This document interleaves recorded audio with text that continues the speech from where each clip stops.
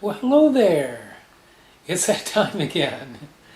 Yes, it is indeed. It is time for our weekly tarot and astrology reading here on the first day of November of 2020. Yay! Beautiful Sunday afternoon. And as usual, I'm going to go over the energies of some Tarot de Marseille trump cards that have been drawn at random for the upcoming week. And we'll also take a look at some astrology, which this week is particularly interesting. So do stay tuned.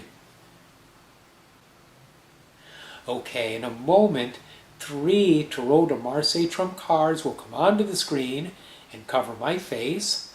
The cards that came up for this week are the Tower, Temperance, and the Star. You know, it just never ceases to amaze me how appropriate cards can be for a given question or situation. Because when I shuffle these cards, I do ask, what is coming up for the upcoming week?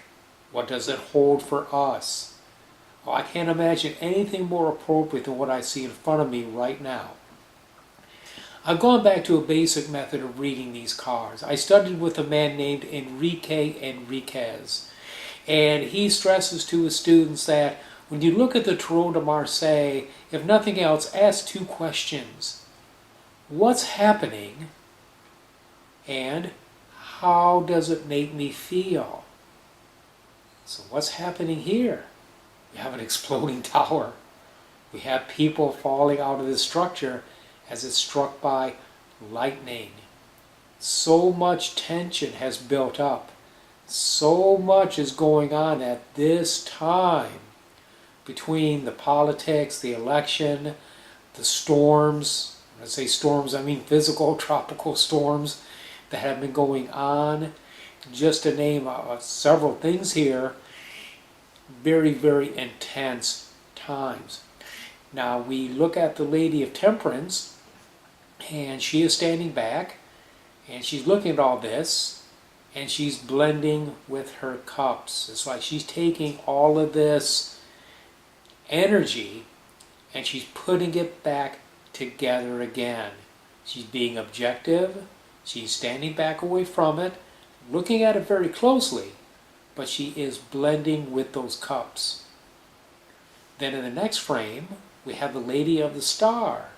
It's as if Temperance has stripped herself naked. Says, okay, I don't need to stand so tall, so big.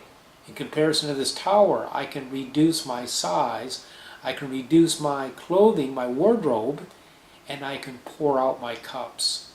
The energy is being released to the earth, and now we have beautiful star energies, stellar energies, radiating down from the heavens. So the message I get from this is that things come to a head, we are able to stand back, put it back together again, and release it. Let it go. No matter which side of the political spectrum you're on, doesn't matter. There's a lot of tension in the air. And elections do bring out the worst in us. They tend to do that. This one particularly seems to be that way. It's all right. We're going to come to a head. We're going to be in a position to stand back and be able to let go of all this pent-up tension as the week progresses. So now we look at the astrology, and the astrology mirrors this perfectly. Absolute insanity. We have Mercury retrograde, we have Uranus retrograde, we've got Mars and Mercury in squares to various planets throughout the week, oppositions going on between planets, between Mercury, and I think it was Mars at one point. It was just like a cosmic riot, a star brawl, a planetary batch of mayhem. Oh my God. So this is illustrating as above, so below, and as below, so above. The stars do mirror what is happening upon the earth, and it is mayhem. The good news out of all of this is we are going to have an end to Mercury retrograde on this coming Tuesday, election day. Wait, yay! Yes, Mercury will go direct, and that's going to calm things down quite a bit. And there's still going to be some funny stuff with the planets the rest of the week with the squares and oppositions, but the worst of it will start to fade behind us. And again, we can release all of this pent-up energy. Yes, things may go on for a while in the political spectrum with results from the election, but the election itself, the act of casting the votes, the tension around the polling places, all this stuff, it's going to be gone. That's going to be dissipated. And that's something to look forward to. Okay, well, listen, I really appreciate you watching this tarot blog, astrology blog. I really do. I'm glad you hang in there with me week after week. I'm never going to stop doing it. I shouldn't say never. I have no intention of stopping. I love doing it, and I love you.